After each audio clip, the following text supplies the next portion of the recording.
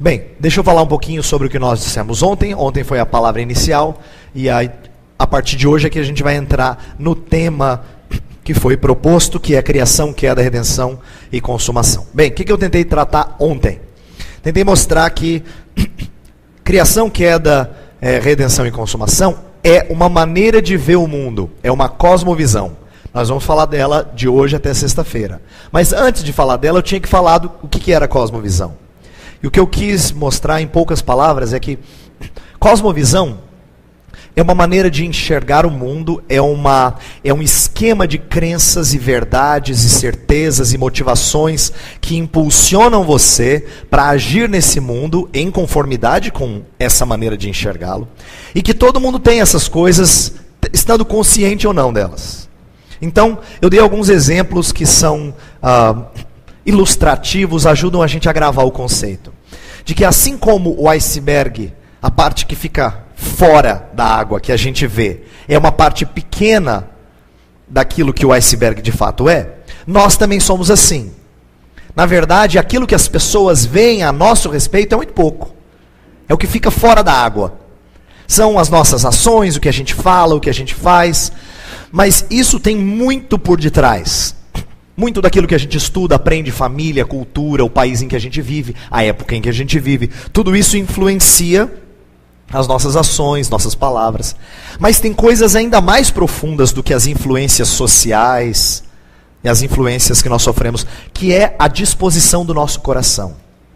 A orientação do nosso coração norteia nossas atitudes. Então, é uma forma de ilustrar, é mostrar que nós somos, na verdade, o que o nosso coração é.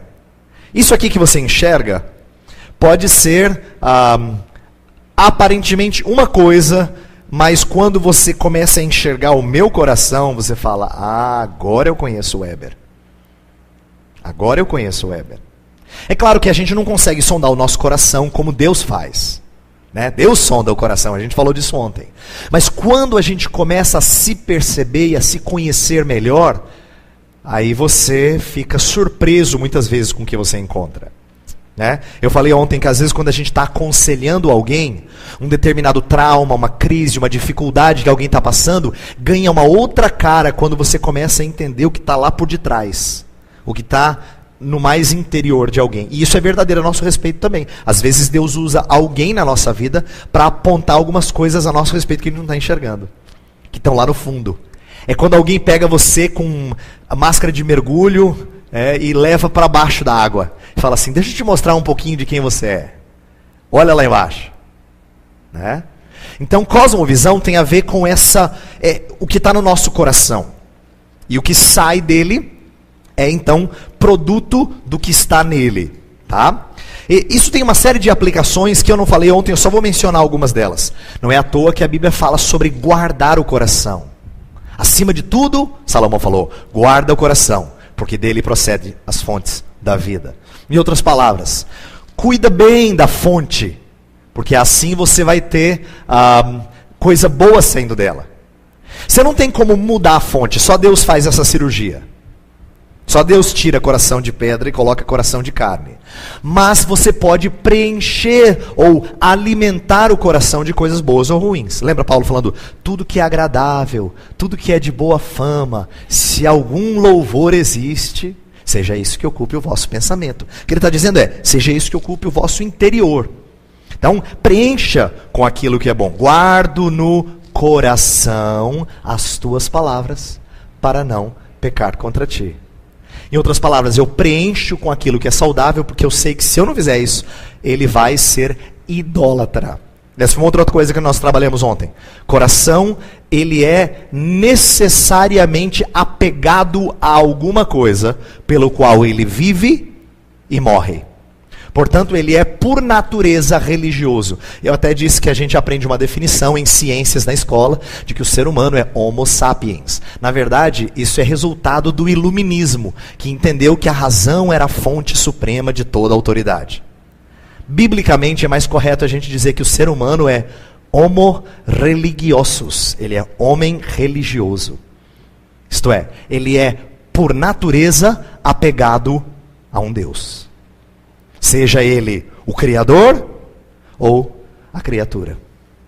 Esse é o que o ser humano é, biblicamente falando.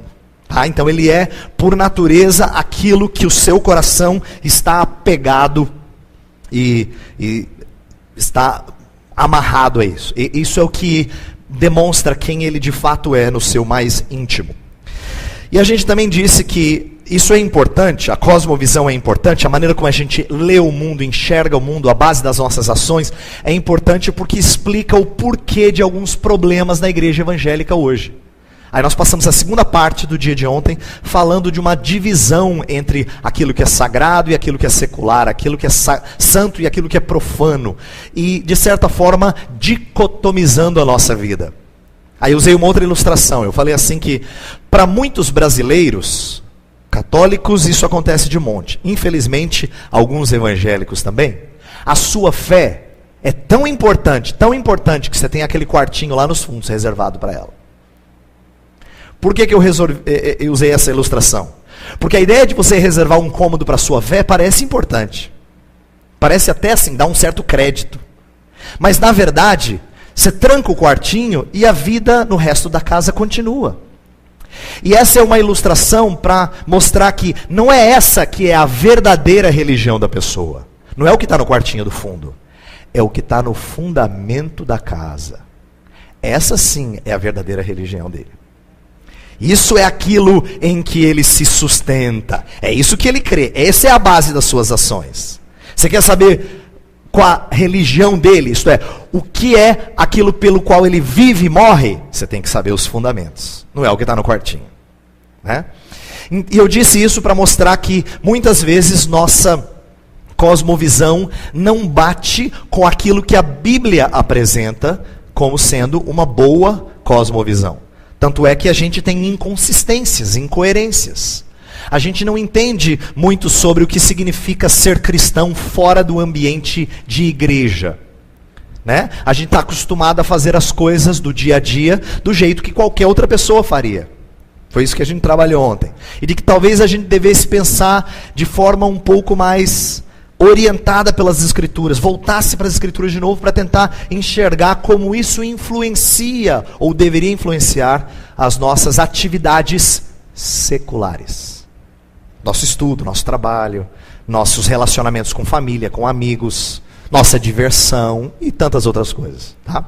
Então, esse foi o preâmbulo, foi a introdução de ontem, para mostrar que nós temos um problema comum no nosso meio, entre evangélicos. E a minha tentativa é de caminhar com vocês no decorrer da semana para a gente tentar corrigir, né, alguns desses furos. Tentar construir uma cosmovisão mais coerente com o que a Bíblia trata. E é por isso que eu escolhi falar desse assunto, a pedido do pastor Clayton, mas combinava com um assunto que eu já tinha estudado antes, que é usar a história bíblica como sendo a nossa cosmovisão. E esses 4 pilares resumem a história da Bíblia. É nesse sentido que a gente vai estudar a Bíblia toda nesses 4 dias. Não é que a gente vai explorar cada detalhe da Bíblia, impossível em 4 dias, né? Ainda mais só estudando à noite, não, é impossível. Ainda mais esse livro que é inesgotável. Mas o ponto é dizer que a gente vai do início ao fim, da criação até a consumação, para tentar moldar a maneira como a gente enxerga, ou deve enxergar, nossa postura nesse momento, no ano de 2013, na cidade em que a gente vive, no trabalho em que a gente está, na escola em que a gente está, na família em que a gente está inserido e assim por diante. Entender o nosso lugar e a missão que Deus nos deu. Pois bem, quando eu falo desses 4 pilares, eu quero dizer uma coisa antes de iniciar algumas informações. Eu vou falar aqui de várias verdades, mas essas verdades não devem ser só conceitos que você coloca aqui. Ela se torna a sua cosmovisão de fato quando desce. Lembra que eu falei? Tem que ir para os fundamentos. Você pode muito bem dizer assim, Deus criou o mundo. Mas em que sentido a criação é vivenciada por você e tudo o que você faz é reflexo do seu entendimento da criação de Deus? Então, é dessas coisas que eu quero tratar com vocês. Em que sentido você diz assim, não, tá certo, o homem é pecador. Mas até onde você entrou nessa história, porque ela é a sua história, e a minha história, até onde você entrou nela de tal forma que tudo que você faz, você se lembra que tem origem no pecado de Adão. E você então trata dessas coisas lembrando que o mundo é, está como está, por causa do pecado de Adão. Tudo bem, você diz assim, não, Jesus é tudo para mim, pastor Heber. Jesus é a razão da minha vida. Mas até onde o seu viver reflete o entendimento de que Jesus Cristo é quem resgata e redime e transforma pessoas. Mas que essa transformação, por enquanto, não é completa. Então você é uma pessoa meio esquisita. Você não entende porque você ama tanto a Jesus e ainda faz bobagem. Porque ainda não chegou o tempo da consumação, em que ele termina a boa obra que ele começou em você. Meu ponto é dizer que esses pilares históricos não são só ideias. Você tem que entrar nessa história. Ela tem que descer para se tornar o fundamento daquilo que você vive, do seu estilo de viver para a glória do Senhor Deus. Tá? Então isso que eu quero dizer com pilares históricos. Não são só ideias bonitas que a gente estuda e acredita, mas são verdades mais profundas. É uma história na qual você é inserido dentro dela. Tá? E eu vou começar então com criação. Eu vou fazer uma por dia. Tem muita coisa de criação, não sei se eu vou conseguir fazer tudo hoje, mas se eu conseguir, ótimo. A gente vai nos outros dias trabalhar com queda, redenção e consumação. Tá bom? Então vamos começar com criação. E já vou dizer o seguinte: criação é uma doutrina riquíssima. E que para a maioria de nós evangélicos só tem ligação com o combate ao evolucionismo. E não é problema a gente aprender que Deus criou as coisas e confrontar o evolucionismo naturalista. Inclusive eu vou falar um pouco disso aqui. Mas eu pretendo mostrar que tem muitas outras verdades embutidas na doutrina da criação que nós não paramos para pensar com frequência. Eu digo isso porque quando um cristão gosta de falar da criação, normalmente ele está pensando nesses debates, criação, evolução, tal. Normalmente. Ele está pensando nisso. E repito, isso não é ruim, isso é importante. Nós vamos dar um determinado lugar a isso. Mas eu quero que você entenda que tem muitos outros debates no mundo de hoje que tem a ver com criação. Tá? Então, espero que isso seja prático e seja visto de maneira clara. Vamos lá. Revisando o que eu estava falando, o mundo moderno criou uma divisão que não combina com a cosmovisão calvinista, reformada, que pode ser cristã, mas nem todo cristão tem, porque ela apresenta o sagrado e o secular como dois universos distintos na vida do ser humano. O religioso na vida das pessoas não passa de um cômodo, aquilo que eu falei, da sua casa. Tem seu espaço, mas é isolado, em nada influencia o restante da sua vida. E eu quero dar um exemplo disso. Eu vou começar falando o seguinte. Eu quero mostrar como sagrado e secular não é só... não tem a ver só com aspectos da cultura pop. Porque vou falar um pouco de cultura aqui no decorrer da semana. E a gente fala de cultura, normalmente a gente pensa em cultura no sentido mais pop da palavra. Né? Eu não vou falar só disso. Disso também, mas não só disso. Eu quero dar um exemplo de uma coisa assim, acadêmica. Vamos falar de educação. Eu trabalhei numa universidade durante 4 anos conversando com alguns acadêmicos e alunos e participando de eventos acadêmicos. E a gente percebe a divisão do sagrado e do secular, inclusive na academia. Olha só. Existe uma postura dicotômica fundamentalista que despreza tudo que é secular. Vou explicar daqui a pouco. Existe uma postura dicotômica secular que separa questões religiosas das científicas, considerando ambas as esferas com o seu devido valor. Por outro lado, uma perspectiva reformada de educação compreende a integração da fé com todas as esferas da vida. Eu quero mostrar 3 modelos. E eu já adianto que o terceiro é o que eu entendo ser mais coerente com aquilo que a gente crê. Mas você vai ver que tem muita educação por aí, cristã e não cristã, sendo feita de acordo com os primeiros 2 modelos. e que é muito raro a gente encontrar um estilo ou algo que realmente represente o terceiro modelo. Não é comum, porque é desconhecido de muita gente esse tipo de perspectiva. Vamos lá, vou dar o primeiro exemplo. Uma visão dicotômica, isso é, que faz a dicotomia, a separação, que seja fundamentalista. Eu vou usar essa palavra por quê? Porque essa palavra, ela vem de uma controvérsia muito forte lá nos Estados Unidos, na década de 1920. Foi quando tiveram alguns embates que deram mídia nacional na época sobre o ensino de evolução nas escolas. E aquilo tudo estava pegando fogo. Tem até filmes sobre isso, tem muita literatura sobre isso. Pois bem, surgiu na época, entre um grupo norte-americano, muita gente que preocupada com a influência negativa. Presta atenção que o zelo deles é interessante, é importante. Preocupada com a influência negativa de ensinos não cristãos, eles começaram a se afastar e a rejeitar tudo aquilo que não era cristão. Então tornou-se comum chamar aquilo que não era cristão do diabo. Você reconhece isso, você já ouviu isso antes, não é? Tudo aquilo que não é cristão é do diabo. Quando eu falo não é cristão, não é de culto, ou não é do grupo evangélico, ou coisa do tipo. E aí essa rejeição influenciou, inclusive, a academia. Então, não reconhecimento da graça comum. Daqui a pouco eu vou explicar o que é a graça comum. Talvez eu tenha que falar agora para entender.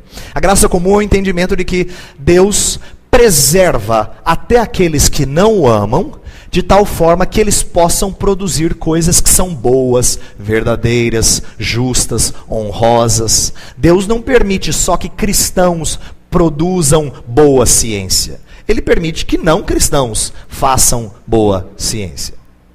E Deus faz isso por quê? Porque na sua graça, que é comum à humanidade, Deus traz chuva sobre ímpios e justos. Deus faz o sol brilhar sobre ímpios e justos. Deus enche o coração de alegria, inclusive do ímpio. Está lá em Atos capítulo 14. Então, Deus, na sua paciência e na sua bondade, Ele permite que até quem não é cristão tenha medida de capacidade. Mas quem tem essa postura, não permite que os não cristãos, ou não entende a postura do não cristão. Então, a academia secular é vista como irremediavelmente hostil à fé cristã, por abraçar pressupostos racionalistas, materialistas e humanistas. Bem, esse é um jeito de se fazer academia, não é tão comum no Brasil, mas o entendimento de dicotomia é comum entre evangélicos, né? Agora, o que é mais comum, é o que a maioria de vocês experimentam ou experimentaram, é esse próximo aqui.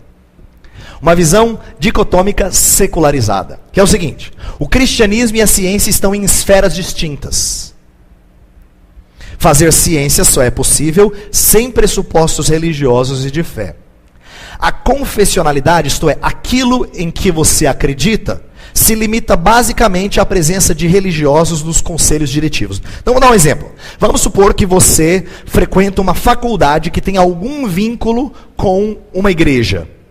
Não importa qual igreja. Vamos partir do pressuposto que ela é religiosa, tá?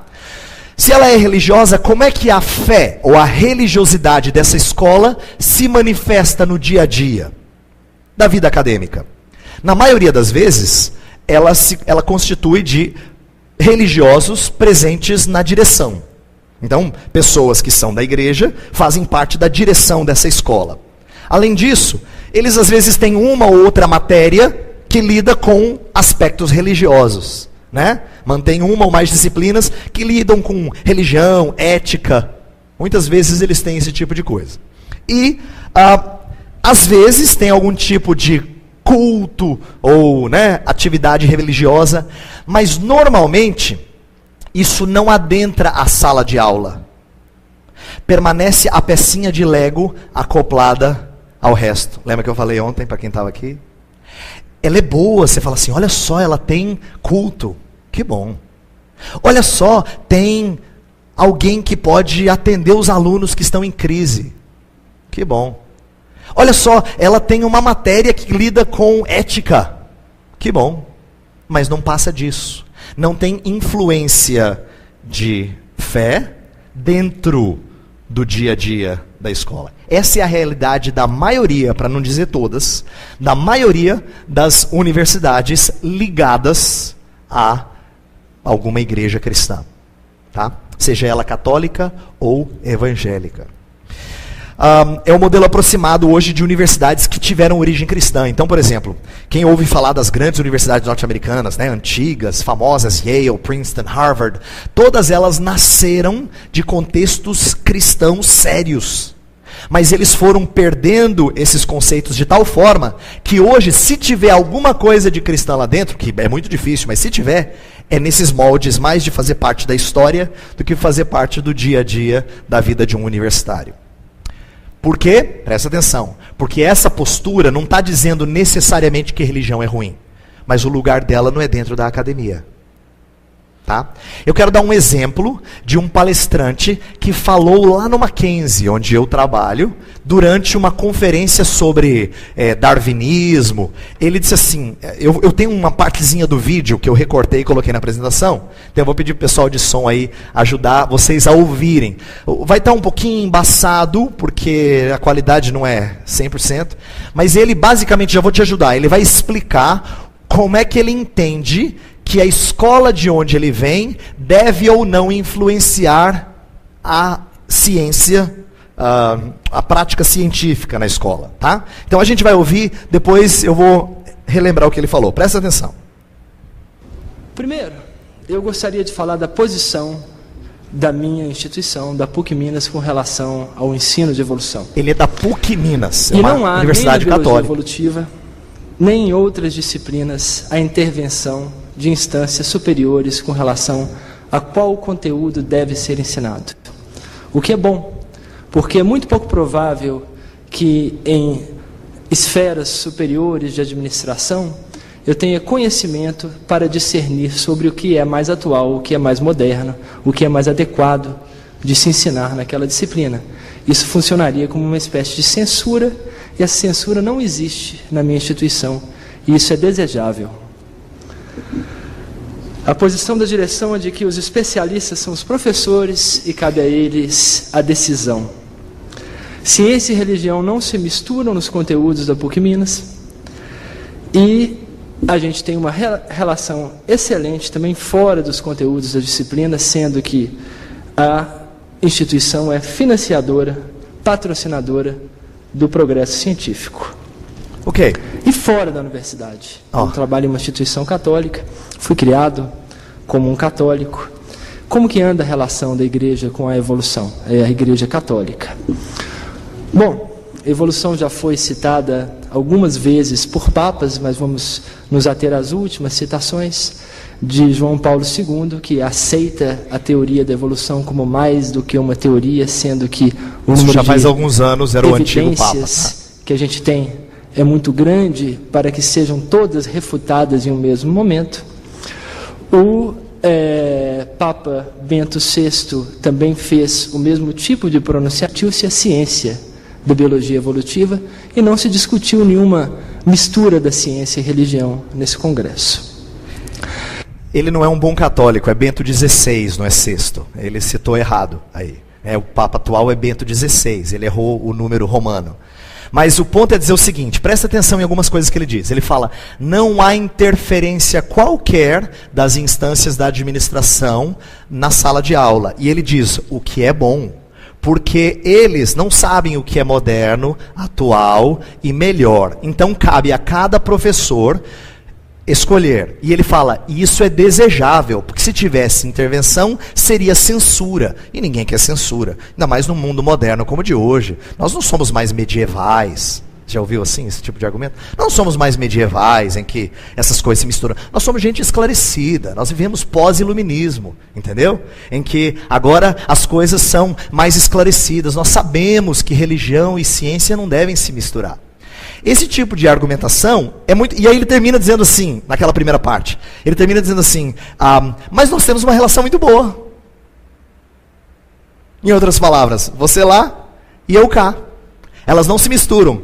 É igual o casal que acabou de divorciar, mas fala assim, mas a gente é amigo ainda. Quer dizer, tinha que estar junto.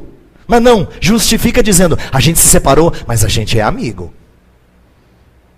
Está igualzinho.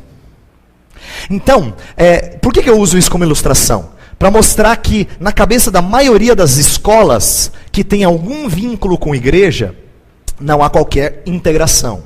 O que eu quero mostrar, que eu acho uma proposta mais coerente com aquilo que a gente está falando. O cristianismo serve de fundamento para a academia. E o que eu quero dizer com isso? Preciso dizer algumas coisas aqui que não estão no slide, mas são importantes. Poucas vezes um professor universitário diz para você que o cristianismo está no fundamento da maioria das ciências modernas. Poucas vezes, infelizmente. Quando na verdade isso aconteceu. Quer ver um dado interessantíssimo escrito por um autor não cristão? Tem um autor que fez uma pesquisa sobre desenvolvimento científico a partir do século XVI, XVII em diante e tal. E ele constatou uma coisa estranhíssima. Ele percebeu que a China, que é uma civilização antiquíssima, não teve muito desenvolvimento científico em séculos da sua história. Aí ele se perguntou por quê. Interessante. A China, tão antiga, uma das civilizações mais antigas da história da humanidade. Por quê? E existe uma explicação para isso. A China não foi criada a partir do pressuposto de um legislador, um criador, que colocou na criação leis para serem descobertas. De que faz toda a diferença quando alguém parte do pressuposto de quem criou essas coisas, colocou regras, leis, diretrizes pelos quais a criação funciona. A ideia do relógio, que é muito antiga, de que Deus é o relojoeiro que construiu, é apenas uma outra forma de explicar assim. Quando você vai estudar um relógio, você não fala assim, uau, quanta pecinha se juntou do nada. E ó, que funciona e marca a hora. Não. A primeira pergunta que você faz é, quem é que fez isso? Porque você raciocina assim. Você entende que tudo é complexo, não pode ter surgido nada, alguém fez. Pelo contrário, você só entende que algo surge do nada quando está fora de ordem, não quando está ordenado. Porque tudo que é ordenado requer alguém inteligente para ordenar. Meu ponto é dizer que o cristianismo forneceu a base filosófica, a cosmovisão, para alguém começar a investigar a criação, porque entendia que havia leis. Por quê? Porque quem criou é um legislador. E se tem leis, elas podem ser descobertas. Se elas podem ser descobertas, então elas apontam para alguém que é arquiteto ou desenhou essas coisas e o fez com maestria, com precisão. Então, o cristianismo é fundamento para a academia. Reconhece que toda educação é ideológica, pois adota uma visão de mundo e do homem como base para sua atividade fim, ainda que não sob a forma de uma confissão explícita. Essa é uma das coisas que eu ensinei várias vezes lá no Mackenzie. O Mackenzie é só uma instituição cristã, mas tem tantas outras no Brasil, que é chamada de confessional. Significa, ela está ligada a uma igreja, ela tem uma confissão. A verdade é que o Mackenzie, como outras escolas, elas têm uma confissão explicitada, porque todo o ensino é confessional. Não importa o curso que você fez ou faz, todo mundo que ensina a partir de crenças, pressupostos, pontos de partida, certezas, motivações. Todo mundo ensina a partir de uma cosmovisão. Todo mundo. É inevitável. Ninguém consegue ensinar de forma neutra. Estou dizendo isso por quê? Porque quando você é explícito acerca da sua confissão, você está dizendo, olha, queria mostrar para vocês que é isso aqui que nós cremos. Vamos ensinar de acordo com isso. Mas, na maioria das universidades, ninguém diz para você o que crer. Ele só pode ser percebido nas entrelinhas pelo que o professor ou professora fala. Né? Creio que Deus abençoou a humanidade em geral com visão, inteligência, capacidade e perspicácia para fazer ciência, arte e cultura. Aquilo que eu falei antes sobre graça comum. Lembra que o cristianismo historicamente forneceu a visão de mundo necessária para o surgimento da moderna ciência, aquilo que eu falei há pouco. Afirma que não há conflito entre cristianismo e ciência, mas uma relação de diálogo e cooperação. Objetiva que a confessionalidade influencie todas as áreas da universidade. Bem, o ponto é dizer o seguinte, que todas as vezes que há um embate entre criação e evolução, não se deixe enganar pelo que a maioria das pessoas diz. que é o seguinte: essa é uma briga entre religião e ciência. Não. Essa é uma briga entre religião e religião. Porque é possível ser cristão e ser cientista, e é possível ser não cristão e ser cientista. Mas quando o debate acontece no fundamento, é um debate entre cosmovisões. E se é um debate entre cosmovisões e o ser humano é religioso no seu mais... Então é um debate entre religião e religião. Quem debate cientificamente contra qualquer proposta que aponte para a ideia de um Deus que tenha criado tudo, ele faz a partir de um pressuposto, não é provado, é um pressuposto naturalista. Sabe por que eu digo que não é provado? É muito simples. Se eu digo para você, vamos supor que nós estamos dentro desse templo e não tem essas janelas, é tudo fechado, e eu digo para você assim: não existe nada lá fora. Aí é o pastor que está falando, você diz: é mesmo, pastor? Não existe nada lá fora. Isso aqui é tudo que existe. Aí você fala assim: como é que o senhor sabe? Não, eu sei, é óbvio, dá uma olhada. Isso aqui é tudo que existe. Está vendo? Pelas regras de observação, de pesquisa científica, eu provo para você que isso aqui é tudo que existe. Errado. Para eu provar que isso aqui é tudo que existe, eu tenho que sair fora da caixa, para ver se não tem nada fora. Só que você não pode sair fora da caixa. O único que está fora da caixa, e a caixa aqui é a ilustração da criação desse universo. Só tem um que está fora da caixa e fala com você. E é porque ele fala comigo que eu entendo essa caixa. Eu entendo quem está dentro dela. Eu entendo por que a gente está dentro dela. Eu entendo qual é o propósito nosso dentro dela. Mas eu preciso de alguém fora para me dizer o que é ela. Eu não consigo dizer que não tem nada lá fora. Eu não tenho como observar. Você percebe a falácia do argumento deles? Isso é só para dizer que por detrás de argumentos contra qualquer ideia de criação, tem uma outra religião. Um outro conjunto de pressupostos. Deixa eu falar agora sobre uma outra coisa que é menos pensada acerca da doutrina da criação. Que são o que a gente pode chamar, alguns autores chamaram de a ordem criacional, ou as estruturas da sociedade. O que nós entendemos, a maioria dos escritores que pensam em cosmovisão dentro do contexto cristão, eles falam assim: as coisas que existem, as atividades do ser humano hoje em dia, elas não são assim meras invenções do ser humano, como se ele tivesse sido um ser ultra inteligente e criativo. Quando o ser humano faz investigação científica, quando ele faz transferência de recursos ou de bens e faz comércio, quando ele produz alguma coisa que ele acha bonita e ele chama de arte, quando o ser humano dialoga com outras pessoas e planeja projetos, ele faz política. Quando ele ensina alguma coisa a outra pessoa, ele faz educação. Isso, na verdade, não foram ideias criadas do nada. Há um entendimento de muitos escritores que essas coisas foram colocadas por Deus na criação. Na verdade, essas coisas não são inventadas pelo homem, elas já estão embutidas na criação. E a gente só as pratica, bem ou mal.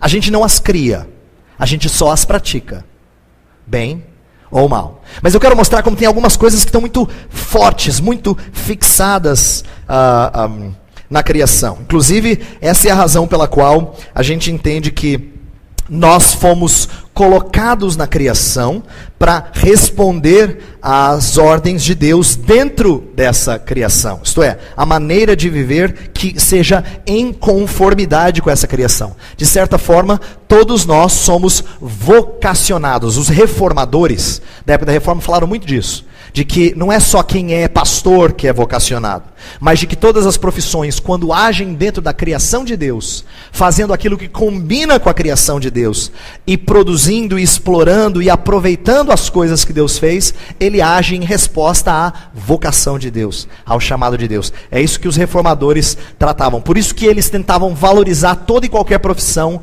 como sendo vocação. Lembra da ilustração que eu dei de Lutero ontem? O sapateiro chega para Lutero e diz: quero servir o Senhor. Aí ele fala: faça um bom sapato e venda por um preço justo. Quer dizer, faça aquilo que agrada ao Senhor dentro da sua profissão. Você não tem que largar e se tornar um missionário para agradar ao Senhor. A ideia é, Deus não precisa de 100% dos crentes sendo missionários tempo integral, no sentido de que largam todo e qualquer trabalho secular, tá? Deus precisa que 100% dos trabalhadores sejam missionários onde quer que estejam. É diferente. Entendeu? É diferente a maneira de pensar e articular essas coisas. Mas veja só que interessante que significa o fato dessas coisas estarem na criação. Olha só, quero dar alguns exemplos aqui.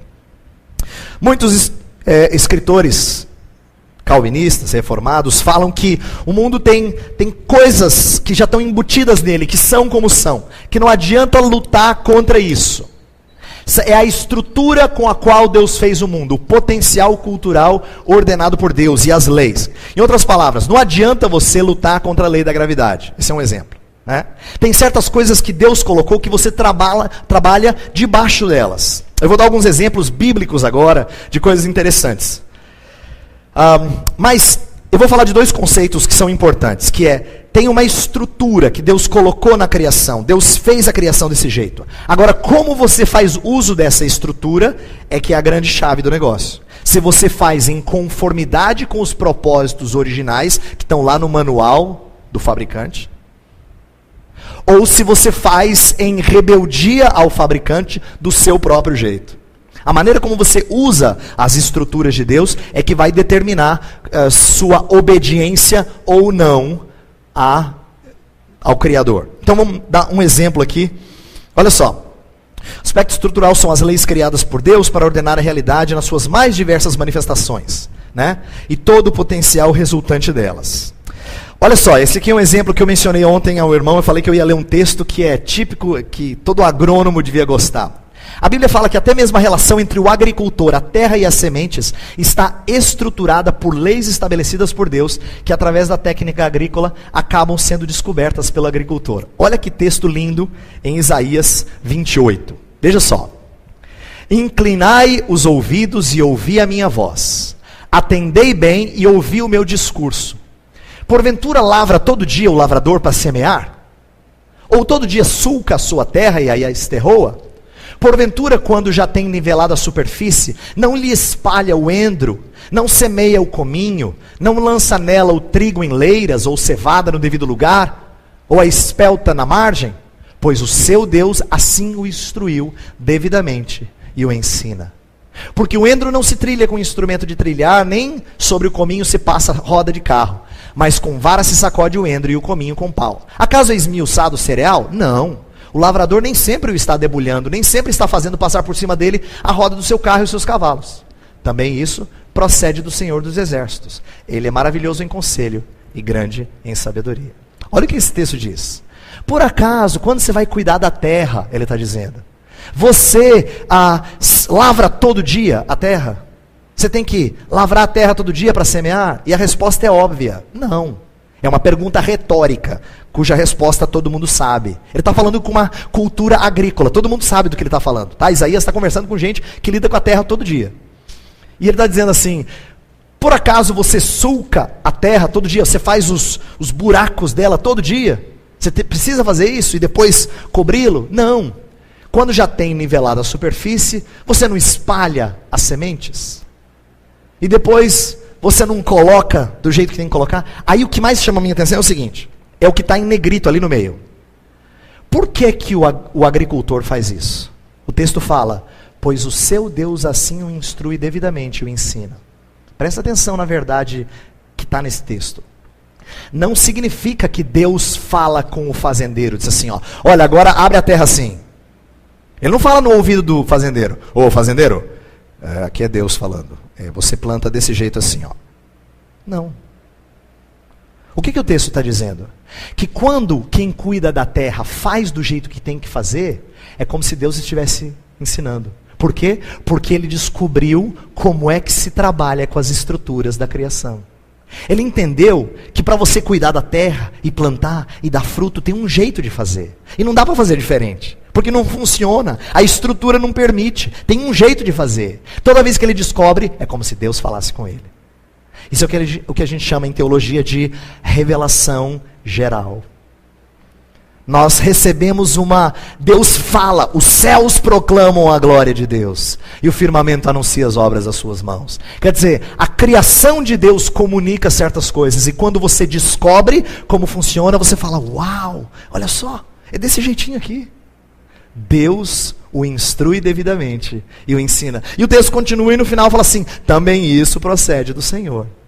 Em outras palavras, tem um jeito certo de plantar. Deus não permite que você simplesmente faça o que quiser de semente e nasce planta. Não, tem um jeito certinho de fazer. Está na estrutura, Deus colocou lá na criação. E é só desse jeito que dá certo.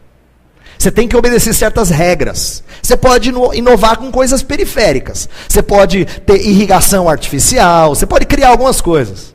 Mas você não consegue fugir de certas coisas básicas. É isso que ele está querendo dizer. Porque Deus... Toda vez que a gente explora e conhece as coisas da criação, é como se Deus estivesse nos ensinando. Só que não é só isso que é estrutura. Outras coisas, eu vou citar rapidamente. Em Romanos 13, fala que todo homem deve estar sujeito às autoridades superiores. Deus as estabeleceu. A ideia é de que governo é uma coisa estabelecida por Deus. E você trabalha debaixo disso. Um outro que é mais próximo da gente. Olha só.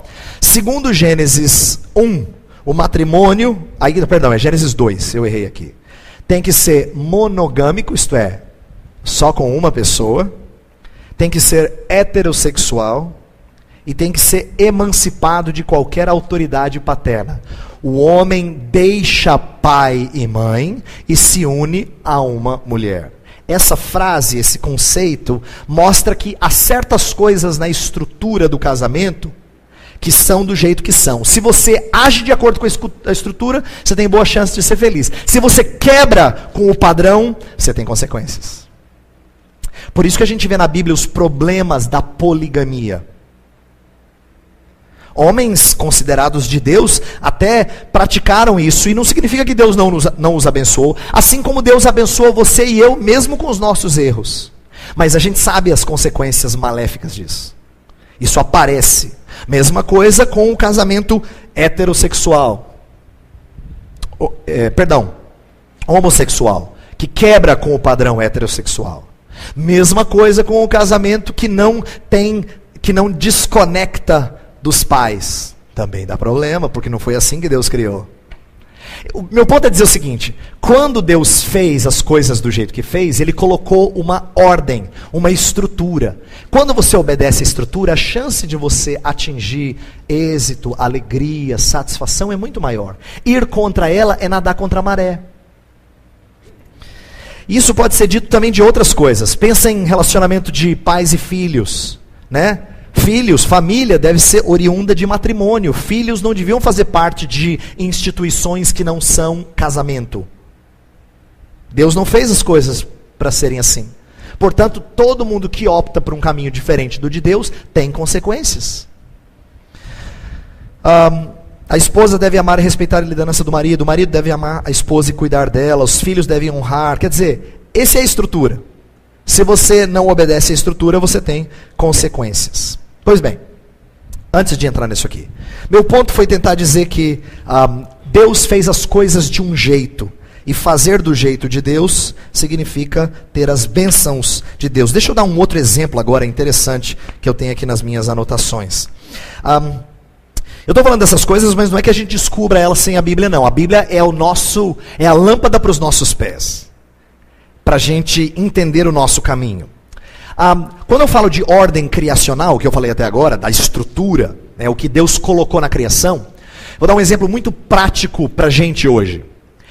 Quem você é, não é determinado por você, é determinado por Deus. A identidade que alguém assume pode ser em conformidade ou em contrariedade ao que Deus falou, mas identidade é uma coisa que Deus coloca em nós. Isso é importante para o debate, por exemplo, atualíssimo de homossexualismo. Homossexualismo é uma... eu coloquei aqui, identidade sexual é definida, não escolhida. Né? Você não escolhe identidade sexual, você é alguma coisa. Porém, você acaba podendo, Deus permite que você ande contrariamente à estrutura dele. Né? Meu ponto é tentar dizer que existe uma normatividade na criação. Deus fez você e isso impacta. Eu quero dar exemplo assim de como isso deveria mexer com o nosso relacionamento com as outras pessoas. Lembra que eu falei ontem que às vezes a gente se define pela nossa profissão? A nossa definição devia ser: quem é você? Você fala: eu sou imagem e semelhança de Deus. É assim que a Bíblia descreve você. Agora, olha que curioso. A Bíblia não diz isso só de gente crente. Vou pedir para vocês abrirem 2 textos para mim, rapidinho. Abrem Gênesis 9:6. E já prepara Tiago capítulo 3. Gênesis 9:6 e Tiago. Olha só, se alguém derramar o sangue do homem, pelo homem se derramará o seu, porque Deus fez o homem segundo a sua imagem. Deus coloca uma proibição de derramar qualquer sangue de um ser humano. Deus fala, não há problema nenhum em tirar a vida de um animal. Deus, inclusive, não só permite, mas ele institui isso, quando ele mata um animal e cobre a nudez de Adão e Eva, lembra, com peles de animais. Mas não é lícito tirar a vida de um ser humano. Deus coloca isso. Agora presta atenção. Por que não é lícito? Porque ele é imagem e semelhança de Deus. Presta atenção. Se você conclui que imagem e semelhança de Deus é uma característica só do cristão, então pode matar descrente. O texto fala assim: não tire a vida de um ser humano. Mas se ele não for imagem e semelhança de Deus, tudo bem. Né? Seria uma conclusão. Horrenda, claro. Olha o texto de Tiago 3, verso 9. Olha só, Tiago fala que com a língua, está falando da língua, nós bendizemos ao nosso Deus e Pai, e nós amaldiçoamos o homem feito à semelhança de Deus. Ele está mostrando a inconsistência da nossa vida cristã. Como às vezes nós falamos bem de Deus e com a mesma língua falando mal dos homens. E ele está mostrando inconsistência por quê? Porque os homens não são seres quaisquer. Eles são semelhança de Deus. Agora repito, se você só entende que imagem e semelhança de Deus é coisa própria de crente, então dá para falar mal de gente descrente. Mas é lógico que a Bíblia não ensina isso. Né?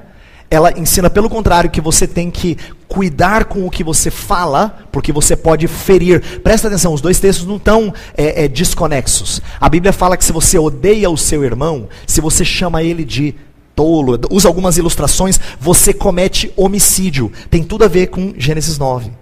A relação de Tiago, o texto de Tiago com Gênesis 9 é que você é responsável pela vida de outro ser humano, de promovê-la, de valorizá-la. Por quê? Porque ele é a imagem e semelhança de Deus. Agora, que diferença isso faz? Muita. Na maneira como você trata as pessoas. Uma vez, 2 alunos de jornalismo vieram conversar comigo lá no Mackenzie. Eu, como capelão, atendi, eles queriam fazer umas perguntas. E a pesquisa deles tinha a ver com descobrir por que cristianismo influencia. Em que sentido o cristianismo, a fé cristã, era importante na Universidade Mackenzie. Aí eu peguei e respondi a pergunta deles com uma pergunta. Olha só a minha pergunta para os 2 jovens. Eu falei assim: se você tivesse a opção de salvar só uma coisa, um ser humano ou uma pedra, por mais valiosa que seja, o que você salvaria? Aí era uma moça e um moço. Aí a moça olhou para mim e falou assim: o senhor está me perguntando? Falei: sim. Repeti a pergunta. Se você tivesse condição de salvar só uma coisa, um ser humano ou uma pedra, por mais preciosa que ela seja, o que você salvaria? Aí ela pensou, se sentiu meio encurralada, falou: eu que perguntei esse cara está me respondendo, epa, está querendo me pegar. Aí ela começou assim, eu acho que a gente tem que cuidar de todas as coisas. Eu acho que assim, a gente não pode desprezar nada. Aí eu apertei ela, falei: você quer me dizer que se você tivesse a chance de salvar só uma coisa, o ser humano ou a pedra, talvez você salvasse a pedra? Ela falou: não, eu estou querendo dizer que a gente tem que cuidar de todas as coisas. Porque ela foi ensinada, como você e eu, constantemente sobre a importância com a ecologia. Né? Com o cuidado das coisas, da natureza. Muito bom, não há nada de errado em si mesmo. Mas às vezes fica cegado a tal ponto que ser humano é desprezado em nome de um cuidado de alguma coisa da natureza. Eu repeti a pergunta para ela. Aí ela começou a ficar incomodada. Eu acho que o ser humano é importante, mas não é que assim as outras coisas têm que ser desprezadas. Aí eu falei uma outra vez. Aí o menino do lado dela falou: claro que não, pastor. Claro que tem que salvar o ser humano. Incomodado assim já com o meu jeito de apertar. Aí eu expliquei para ele assim, eu falei: sabe de uma coisa? Essa escolha para mim é fácil. Porque na minha maneira de enxergar a vida, o ser humano é imagem e semelhança de Deus. Ele é infinitamente mais valioso do que a pedra. Agora, na sua maneira de enxergar o mundo, eu não sei. Porque na sua maneira de enxergar o mundo, eu não sei como é que você quantifica o valor do ser humano. Se for por tempo de vida, a pedra tem mais tempo de existência do que você. Se for por valor monetário no mercado, a pedra vale mais do que você. Como é que você quantifica o valor do ser humano? Aí eu expliquei para ela: é por isso que eu tenho que tratar você com cortesia. Faz sentido na minha maneira de enxergar o mundo. Na sua, eu não sei. Quando a gente conhece e entende que o ser humano é imagem e semelhança de Deus, porque foi assim que Deus o fez, isso muda radicalmente a maneira como eu trato até aquele que não ama a Deus. Porque na verdade eu vejo nele uma imagem desfigurada, mas eu anseio ver uma imagem restaurada. Por isso é que eu falo com tanto carinho, com amor. Devo fazê-lo. No anseio, no desejo de ver essa imagem restaurada. O ponto é, quando a gente entende como Deus imprimiu as coisas na criação, isso muda a maneira da gente enxergar a vida. E nós temos que levar isso em consideração para a nossa relação com outras pessoas, para o nosso trabalho e para a nossa atividade escolar e assim por diante.